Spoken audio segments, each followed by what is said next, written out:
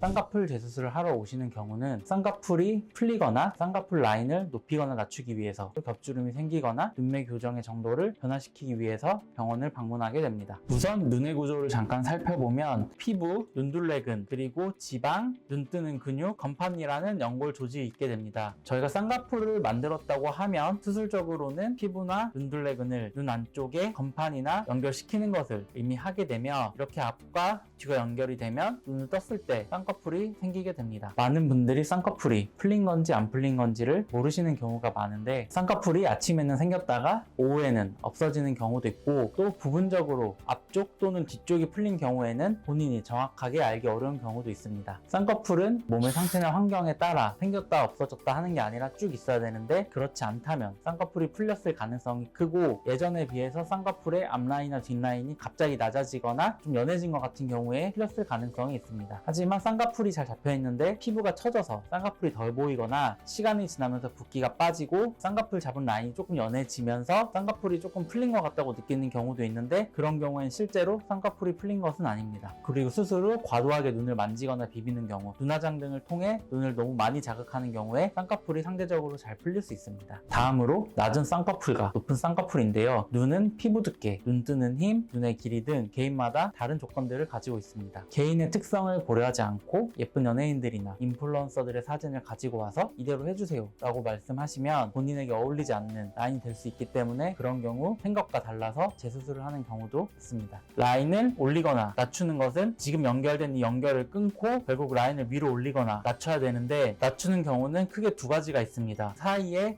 피부를 제거하고 위쪽에 유착된 조직을 제거한 후에 밑으로 다시 라인을 잡는 방법입니다. 제거해야 되는 피부 양이 정해져 있기 때문에 많이 라인을 낮출 수 없게 되고, 라인을 더 많이 낮춰야 되는 경우에는 라인을 그대로 유지한 상태로 밑으로 절개선을 넣고 붙어있는 조직들을 다 풀어주게 됩니다. 밑에서 다시 라인을 고정해서 라인을 낮추는 방법이고, 이를 흔히 우리가 두 줄 따기라고 부르게 됩니다. 겹주름은 노화로 인해 생기거나 돌출형 눈, 얇은 피부, 적은 지방, 안검하수가 있는 경우에 쉽게 생기는데요. 겹주름이 생기는 가장 큰 이유는 눈 뜨는 근육과 눈 앞쪽의 피부가 유착돼서 연결되기 때문인데요. 이를 해결하기 위해서는 유착된 조직을 풀고 그 사이에 지방 등을 채워 넣어서 다시 유착이 생기지 않도록 만들어야 합니다. 절개로 할지 비절개로 할 것인가는 처음 수술했던 방법이나 현재의 상태에 따라 다를 수 있기 때문에, 정확한 것은 내원하셔서 상담 받으시는 것이 가장 중요합니다.